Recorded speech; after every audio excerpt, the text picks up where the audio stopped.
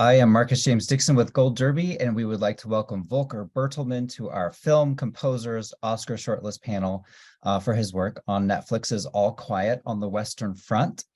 And Volker, before we get to talking about the movie, I would just love to know, what was your reaction to being one of the 15 composers who's been shortlisted for an Oscar nomination? That must have been a pretty cool day. Absolutely. I mean, it's always well, a surprise, and at the same time you feel uplifted on that day, and it's lasting quite a while after that, after you know that you are acknowledged for your work. Mm. And the original All Quiet from 1930, that was actually a Best Picture Oscar winner. And how knowledgeable were you of that film? And there was a book that it was based on from 1929. And did you read the book? Did you watch the movie before you got attached to this project? Yeah, I was reading the book when I was a kid, or when I was a teenager. We had to read that in school as a literature that everybody was reading, and it was pretty exciting at that time to read that. I mean, it was pretty a very rough book in terms of the content, but as a teenager, you totally soak it in and you understand what it's all about. I was in that pretty close to the age of 18 when I was reading it, and for me, the question of going to the military or go into the civil service, which we could decide in Germany, was pretty close at that time. And I decided to go to choose the civil service and work at a hospital for 2 years. Wow. The movie starts with this, very intense battle scene, and there is no music for the first few minutes until it kicks in after that battle scene. Can you talk about the decision? How do you know as the composer to hold back and not show any music at all? And how do you know when is the right time to do that? Well, there's definitely an intuitive decision by yourself, but there's also other decisions or other decision makers that are also having different opinions. And in an ideal case, you have a really nice collaboration with someone and you talk about it, and you don't feel like you have to fulfill certain spots, or the spots are already marked as this is a music spot, this is one. In this case, Edward and me, we worked already on a couple of films together, and Edward is a director that really trusts you in a way. Once we talk about a few frame things, let's say, he said, I remember after the screening, he just said to me like 3 or 4 sentences. He said, I want to have a music for the stomach of Paul Bäumer, who's the main protagonist. I want to have destruction, and I want to have a snare that is played by somebody who can't play the snare, which was for me a little bit weird, because that was maybe the most difficult thing that I had to do, because I had to find a way of a snare rhythm that is not really sounding like in time. And what was also maybe one last thing that he said was, I really want to have something from you that you've never done before, which is a lot of pressure. And then you look at the beginning of the film, and I actually felt that when the war machine is starting, which is actually the machine when they start to capture the uniforms and they put them in the laundry and they start to wash them, and then they take the name tags off, and then they put new name tags on it. It's just to exchange, the human being that was wearing the uniform, which is actually we read about that this is happening right now at the front in Ukraine the same way, that things are in a way, these young men are starting to become a part of a very rational machinery, which of course causes a lot of pain for them, because they lose their youth in seconds or in a couple of minutes in a way. So that was where I thought the first sound should start, but it should be very iconic. And so I was searching for an instrument from that time that sounds modern, but at the same time very human, in a way. And that's the first three notes that are coming in. These are made by this instrument. And those are the three notes that continue throughout the entire movie. Very iconic, instantly recognizable three notes. What is the instrument, and how did you decide that this would be kind of the ongoing motif of the film? Well, it was a harmonium of my grandmother. I actually had it here in my studio, refurbished, tuned to 440, and had it in a very good shape. But I never used it because I really loved it, but I had no use so far for it. But when I returned from the spotting session from Berlin, I was sitting in the train and I was thinking, I need something that is an instrument that has a machinery, or that is, where I have to do something before the tones are coming out of it, and it has to be from that time. And my grandmother was having that harmonium in her house in 1920, between 1900 and 1914, definitely. And they were playing Bach chorals at that time. And so I went back and I just recorded these. Well, I recorded a little bit, a couple of longer melodies, but in the way I needed a very small fragment because there were so many war sounds, like specifically very heavy metallic sounds from the tanks, and the shootings were so loud that I needed a fragment that is visible in all these like loud noises. And so I felt it doesn't need to have a long melody. And so I just recorded those with a harmonium, and I put them through a big amplifier, with a heavy distortion, and I boosted the bass, and that was the first sound. And I sent actually this fragment, which was about 1 minute, which I normally not do. I don't send things right on the first day. I'm waiting.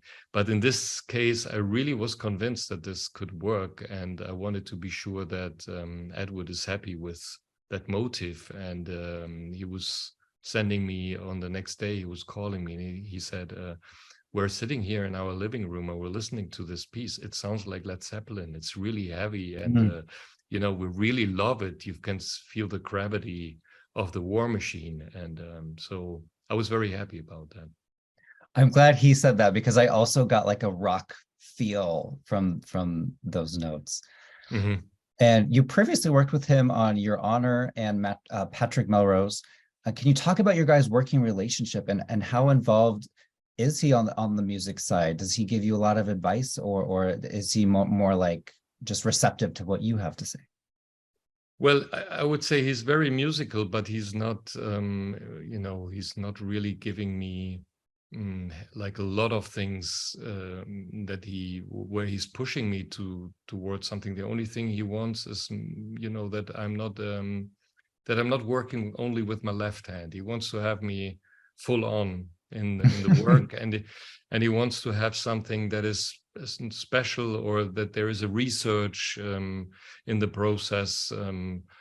For example, for Patrick Melrose, I searched a long time for music that sounded a little bit like glam rock, or things that had a little bit, something of that time. And I thought cembalo, for example, was a great instrument for that. And so I was searching for cembalos that I really loved. And, this kind of process makes you also slowly slide into the film, and also bringing your personality to it. But at the same time, this film, I didn't want it to be too big and too cliche, to create a cliche of a war film in a way. And that means like you have to be really restrained, and you need somebody who is actually willing to have you being restrained, and not like to make music from the first picture to the end. And so we had a long talk about that, and Edward is definitely a person that says, can we have here silence, and can we here have silence, in the moments where I think it's mostly we are both agreeing to the same spots. And, being that this is a war film and a very serious project, what kind of pressure does that put on you that you have to feel like you want to get this right? You don't want to let anyone down. Mhm. Well, I mean, this film is also the first German interpretation of that book, and it's also in German language. And as we know, I mean, all the war films that I've seen, which I really like, are much more done from the perspective of, of honor and pride, because, of course, there is a different perspective, in England and in America about the Second World War. We feel mostly shame and guilt about the war, and that was transported in our generation in a way. So if you work on a film like that, you really have to make sure that there's no heroism in there, that you don't build too much of a some pride in the wrong area. You need to be fragile and sensitive, and I think that was pretty much a difficulty, because of course a war film has a lot of power. So when you put that on the screen, you need to find your spaces and the sense in where you want to place music, and where there were, of course, 3 big battle scenes where I had to fight in a way with the sound, with Frank Cruz, who did the sound for the film. But we always talked to each other beforehand, and we said, what kind of sounds are you using? And he was always sending me updates about that. And so we could find our spots also in these bigger fight scenes, and so that, I think, that was my responsibility to value the music in the right way. Well, thank you for chatting with us. Congrats on making the Oscar shortlist. And I just want to say your score for Lion from 2016 is one of the best ever. I hope you must be so proud of that one. But thank you for chatting with us today. Thank you so much, Marcus. I am Marcus James Dixon with Gold Derby, and we would like to welcome Simon Franglen to our Film Composers Oscar Shortlist panel for his work on Avatar: The Way of Water. And as we're recording this, Simon, I think the movie is getting closer to the $2 billion mark worldwide. You must just be so proud of the work that you did on this, and everyone attached to the movie, because it's not just the box office behemoth, but the fans love it, and it's getting all of this awards buzz. Talk to us about that. Well, I have to say, first of all, I'm astonished. I mean, it's that thing I've been working on this for 5 years, so it's there's a sense of a relief that we as well. But there were 3,800 people working on this film. I had, my team, I had a 105-piece orchestra, which we recorded in Los Angeles. We had, the numbers I had to write through. There's 3 hours of finished score in this film. There's a lot more than 3 hours I had to write. I had about close to, about 5 hours that I actually finished because of editing and revisions and all those things. So I think with anything with Jim, there is a scale and there is an expectation. I'm just so relieved that actually people are liking the film. It's hugely satisfying. I'm astonished by the millions of people who are listening to the soundtrack. It really just flabbergasts me. Mm-hmm. And you've been living in this Avatar world for about 2 decades now, overall, because you were in the music department of the original film under composer James Horner, and then you scored the Disney World Pandora attraction, and now, of course, all the sequels. I'm curious, is there something you know now about this world that you wish you would have known 15, 20 years ago? So I think I came in, at January 2009 is when I started on A1. I think I would have the depth to which we go, I think, is one of the things I would have if I'd understood that earlier, and I should have done, because I worked on Titanic with James and with Jim. but it is the attention to detail that I think makes this part of the journey. And I think if I had known now that it would take over so much of my life, I might have been, that's something that I think I would have not anticipated, because it has been, many years of work. I'm lucky I get to do other things as well, but, like the Pandora, the park was 5 hours of music for the park. Wow. So I've already written 10 hours of music for the various different parts of Avatar. And there's obviously more, looks like we're not fired yet. Yes, there will be more sequels. I understand. There are so many fun new characters in The Way of Water. I think my personal favorite is Spider, played by Jack Champion, the ultimate outcast character, the human who lives with the Na'vi. When a new character, either Spider or someone else that you want to talk about, when they enter this world, can you talk about the process of finding their voice through music, through instrumentation, and how long is that process? That was an interaction that Jim and I had from the outset. He made me, December 2017, he asked me to read all 4 scripts. So I've read 2, 3, 4, and 5. He said, you won't know. You need to know the destination to understand the journey, to understand where you start. And the first thing I had to write was the song chord for Neytiri. And that in some ways is the main theme for this film, because it is that idea of family. Jim said to me that he wanted a slightly more thematic film than Avatar 1, although there's some phenomenal themes. And I brought some of those elements from James Horner, which we wanted to bring, not only to honor James, but also because it's a series. But he said, I need something for the family. And so Zoe singing the song chord, which I then made into the main orchestral theme, was the first thing I had to write. Then there was the connection between the Met Hyena and the sea. And that was talking in the way that you're talking, you're discussing how did I come up with that? And there's a subset, which is Payakan and Loak, that relationship, a boy and his Labrador. The Labrador may be 300 tons, but it's still basically that story. Jim and I talked about the feeling of the music as well as, so that an example would be the scintillation of light through water as it hits the water bubbles and then the bottom of the ocean. And so I had to create sounds for Jim that made that sense of scintillation. But I also wanted a theme that had that sense of the mermaids calling as those kids jump into the water.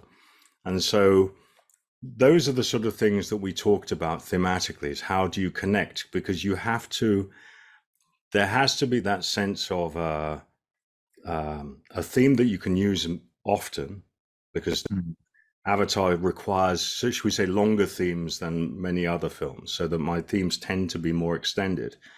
But also something that you can use for when the kids jump in the water, but also when the Tulkun arrive. That is a variation of the same thing. And then, if we take the example of Loak and Payakan, I had to give a theme for Payakan that needed to have that sense of the scale of this Tulkun, this 300-ton creature, but also that elegance and that balletic quality that he has when you see him going around in the water. And I wanted to have that sense of his scale, but the beauty of him. And I use that often in that connection between him and Loak. I'm really interested in learning about the specific instruments you use to differentiate the 2 Na'vi tribes. What were some of the big differences between the Water Tribe instruments and music there compared to the Forest Tribe? So I had been responsible for the sounds of the non-orchestral sounds for Avatar 1. So the glowing forest, which I made out of this sort of gamelan bell types textures, and the rhythms, that whole rhythmic approach to Avatar 1 was something I wanted to carry. But there was this sort of glistening the sound of bells that was Avatar 1.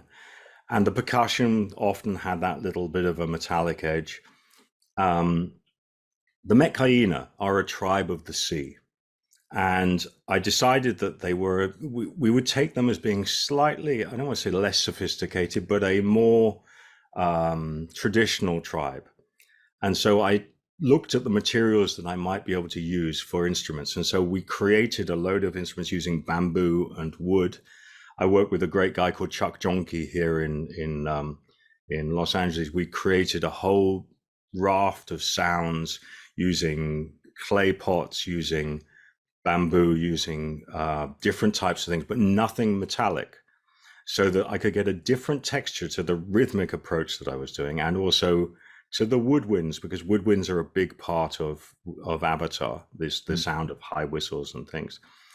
And that gave me something that I could use as a differentiation between the forest and the sea. And that would be my starting point, I think, sonically. I love that. And the Weeknd's song, Nothing Is Lost, You Give Me Strength, that also made the Oscar shortlist for Best Song, in addition to your score. Can you talk, a little bit about the collaboration process with Abel? So I had one name on my list. Now, Jim said to me, "Are we going to have a song at the end of the film?" And I said, "If we are this is the only person I want to work with." And I wrote down The Weeknd.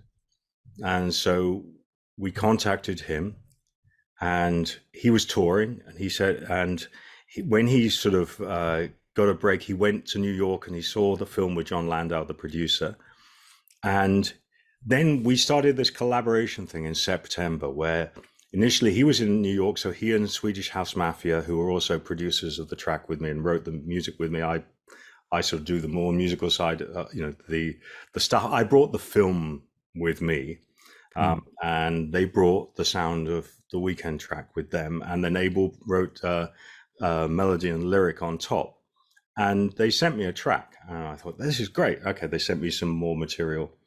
They gave me the elements. And then I started manipulating it, like say, hey, what about if we do this? What about if I bring in the singers? Now, for instance, one of the things we talked about in terms of the sound Metcaina is I used the Polynesian singers because I wanted the sound of the vocals to be different. And I brought some of them in for the beginning of the song. Then I used these large drums that we use in Avatar to try and find that link, so that we had a song that grew from the film. It was really important to Jim and me that this felt like a song that was connected to the movie. And Abel wrote a beautiful lyric that is basically the sort of is Jake's lyric. If you have this thing of Jake's lyric being The Weeknd and Zoe's lyric being Songcord, and then we just worked. We would go back and forth, and then sometimes we would show Jim lyrics, and Jim would have say, "Hey, how about you just change this?" I mean, it was a true collaboration. I eventually came to Los Angeles, and we did the vocals here. Then I recorded the orchestra here, and then we mixed it. I cannot speak highly enough of him. He's phenomenal. Well, final question, Simon. Are you able to give a one-word tease about Avatar 3? You would just set the whole internet on fire. Ash. Ooh, that's a good one. Thank you for chatting with us today. We'll see you in a little bit at the group panel. Okay, brilliant.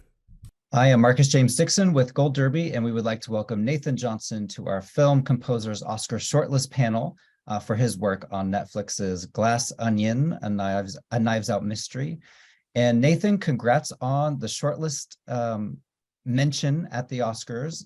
Tell me, what was that like when you found out that news? That doesn't happen every day. It doesn't. No, it was great. I mean, it's, we've been working on this movie for the last couple of years, and it's kind of a giddy feeling to finally get it out in the wild and to let people start responding to it. And in a way, just seeing people's response to the movie kind of feels like when Ryan first sent me the script and I just read it by myself here. I was so excited about it. So it's really fun to see other people responding in that way as well.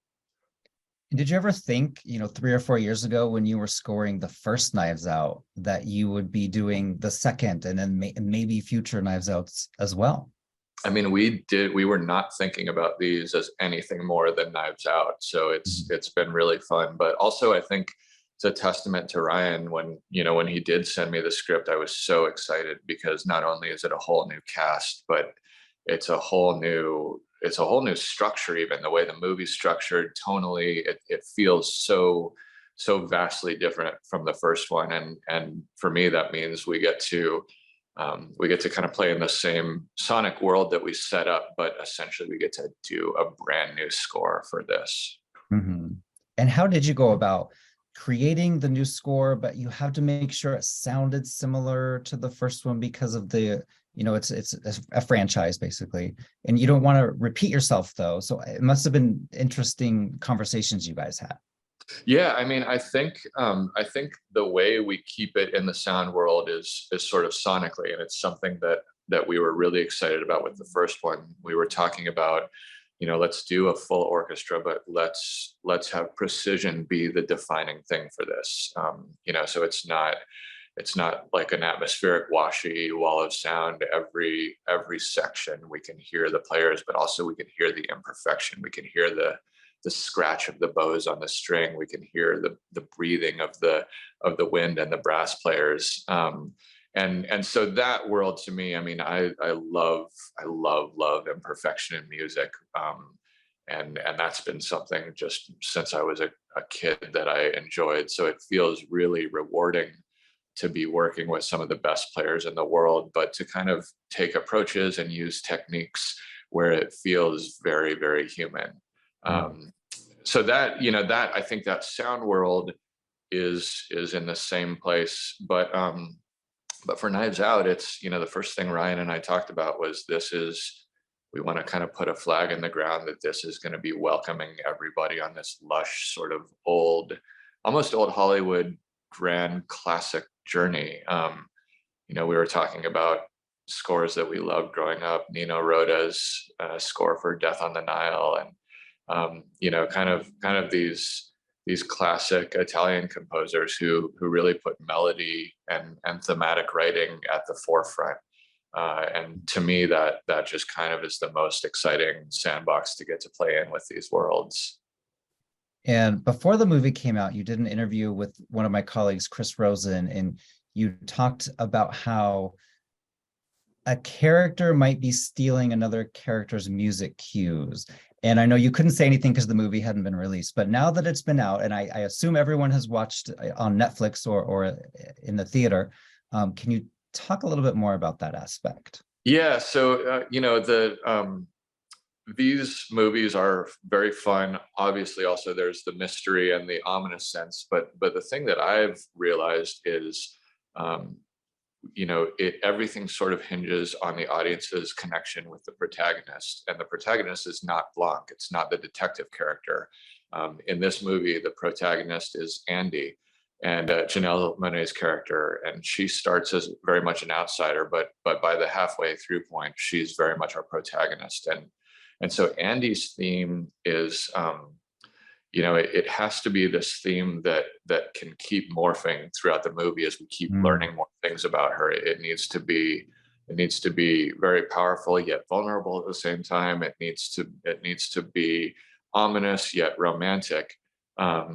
And there's a moment in the movie where Miles, Edward Norton's character, is up in the Glass Onion talking with Blanc, and he's spinning this tale about, he's looking at a picture and talking about how he misses that bar, and how Andy was the only one who would tell him the truth. And I suggested to Ryan, I was like, what if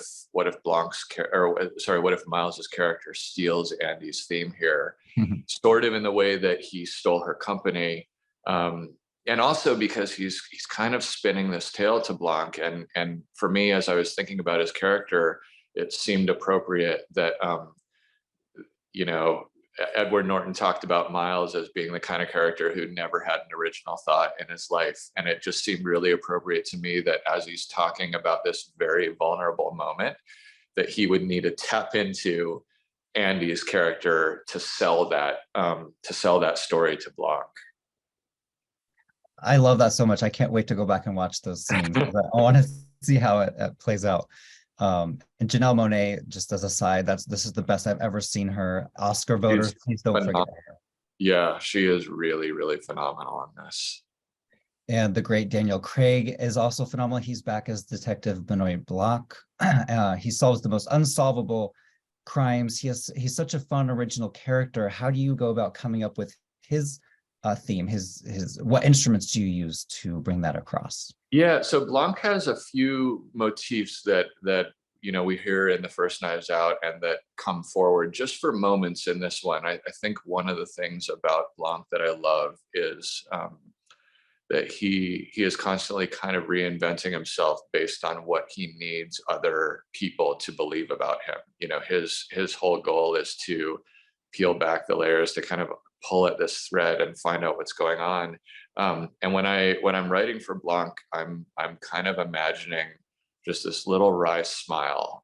There's definitely mystery, and he has a purpose, but I think it's one of the things that we love about this character that Daniel has brought to life is he's a very smart person, but he really has a heart, and he also has a bit of a smile as he approaches everything. So that's really what I'm thinking about Blanc, as well as keeping in mind that thing that I said earlier, that he is not our protagonist. So Blanc's motifs appear for moments, but really it's about how they play and push against all the themes that I'm writing for all of the new characters in each film.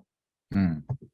There's the scene at the beginning where some of the characters are talking about how the Bach fugue is essentially this musical puzzle. And I imagine as the composer, you maybe had fun with that fugue concept. Yeah, I mean, the danger is to go down a very heady, nerdy thing and say, like, I'm going to compose the whole thing as a fugue. And I kind of did play around with the fugue format at the beginning, but very, very quickly, as Ryan and I were talking, it becomes like, let's not just do a nerdy thing for the sake of itself, but getting back to that thing that's always the main job of every composer is, don't bring a clever thing into this. Make sure we're connecting with the emotion that we need to be feeling at each part of the story. And I maybe a smarter composer could have done that, but I think for me, it's very much the job of us as a writer for visual music is to connect with each emotional moment and to kind of make sure we're helping the audience feel what they need to be feeling, especially in a movie like Glass Onion, where there's so much, everything is precisely constructed, and it very much is an engineered movie in terms of the audience tracking what we need to be tracking and the score helping us do that. I love the main Glass Onion theme, the whimsical, fun, kind of light feeling. I believe that was a harpsichord that was playing that. Do you recall the moment where you realized, this is it, this is the theme, let's lock this in? Definitely, yeah, and I recall it because it took me a while to get there. Ryan and I are cousins, and we've been making movies together our whole lives. So I bring a writing rig with me onto set, and I'm kind of watching the tone develop and working on theme explorations in the evening.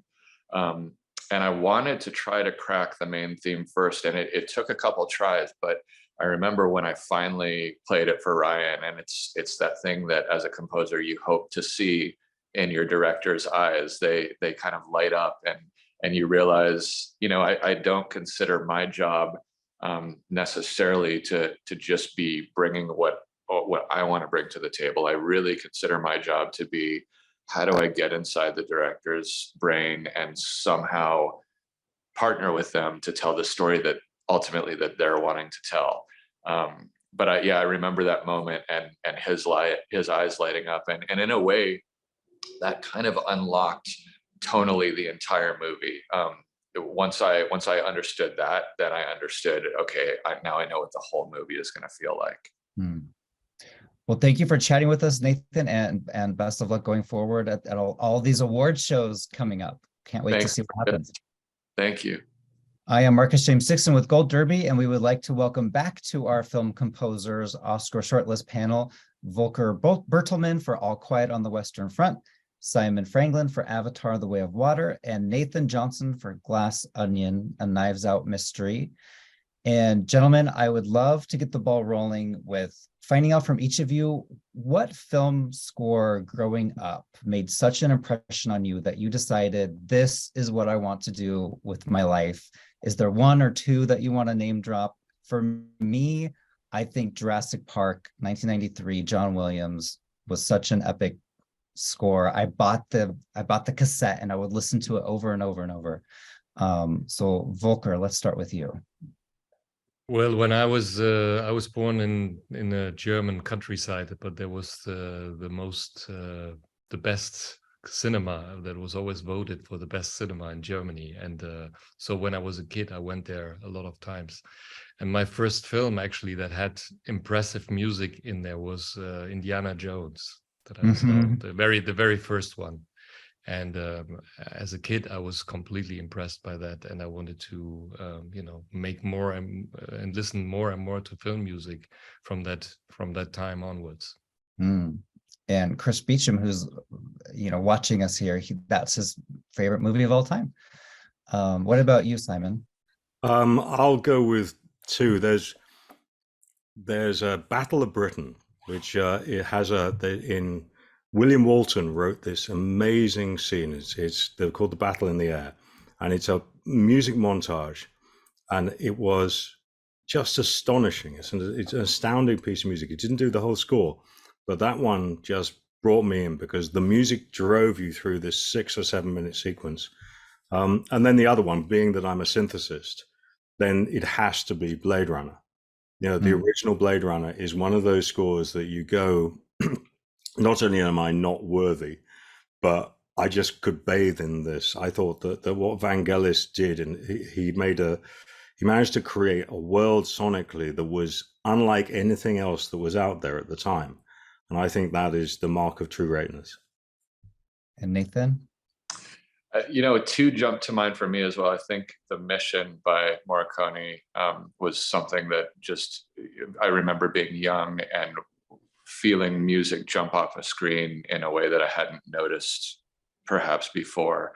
But the other one was a deep cut for John Williams. Ryan and I had a Hook CD when we were kids, and that was kind of what we used to edit into all of our homemade family movies. So I feel like in that way, John Williams very much scored our childhood.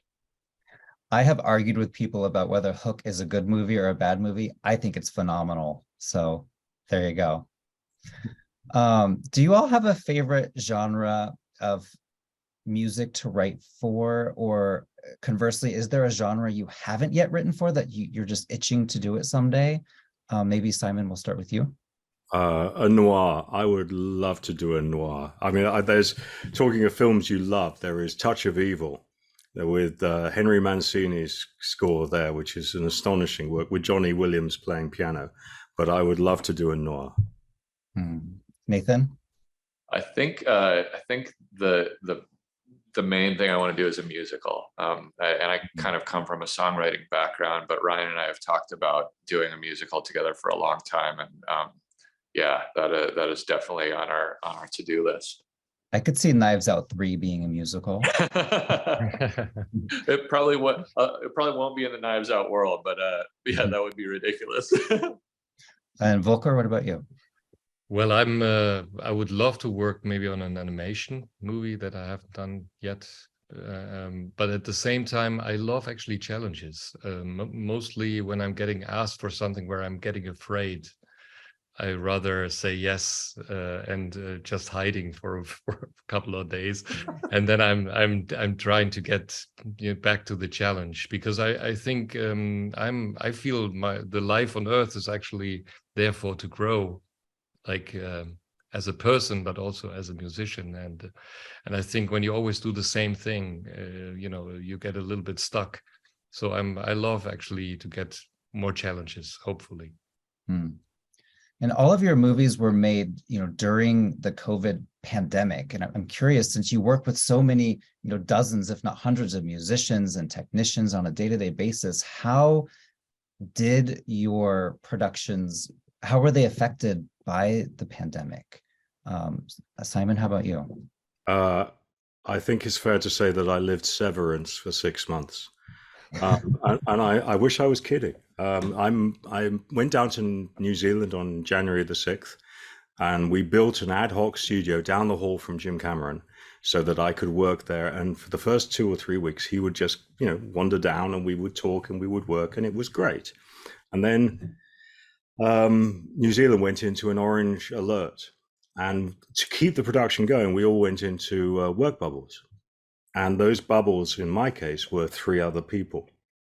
And Jim would be the other side of the door in his editorial bubble.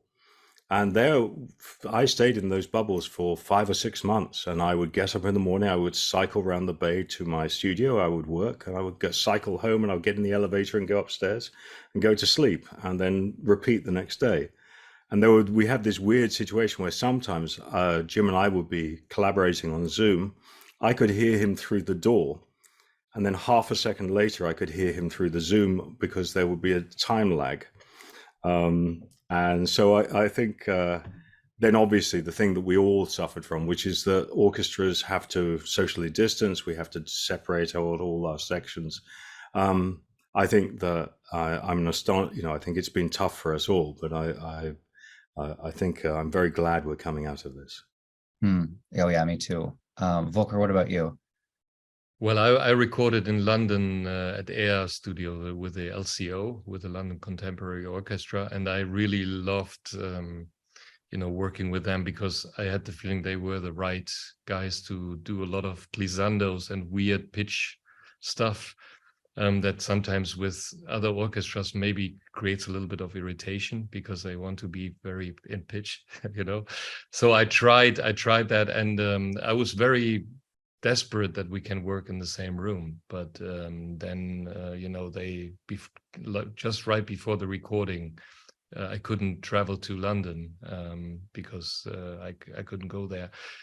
So I arranged already before the recording like a second opportunity, because I was once right at the beginning of the lockdown, I was recording a score for The Old Guard, Netflix film, and I had to, we also wanted to record at Abbey Road at that time. And then we had to record in Iceland and build a whole medicine, routine for all the players and all that. And it was right at the beginning of the pandemic. So I was a little bit educated by that one. So that when this score came, I was a little bit more relaxed. There was not so much tension. And Nathan? I mean, thankfully for me, it just happened to fall that when we recorded this, Abbey Road had sort of eased their restrictions. So this was the first score since all the lockdowns happened where we all got to be together in the same room. I was there. And yeah, it's there. I mean, we've figured out ways to make it work when it's not that, but clearly there's nothing like doing it all together in the same room. So I was really thankful that it worked out that way for Glass Onion. And a final question for the group here. I'm curious, what would you say was your big break in Hollywood? Like, what project was maybe your first job, or something that you felt really like you had accomplished something in your career? And separate, do you have any advice for any up and coming composers out there? Any words of wisdom for them? Nathan, we'll start with you. Yeah, I mean, I think that's such a good question, and I think that honestly, and it's easy for us to say this looking back. It's really difficult to do this when you're at the beginning. There's a sense of it's all about who you know, right? And I think that is true, except it's not true in the way we traditionally understand that phrase. It's true in a literal way, meaning it is all about who you know right now. So Ryan and I grew up working together. He wrote Brick right out of college and took 7 years to try to get that made. And we didn't have any connections in Hollywood. He finally passed the hat to friends and family and figured out what's the cheapest we could make this movie for. You know, and at that point, he hired me because he didn't have enough money to hire a real composer. And so it was, you know, it's like I was doing this project for Ryan, you know, and here we're like looking back and it's like, yeah, you were working for like one of the biggest directors in Hollywood, but at that point, it's like you're really just working with your friends.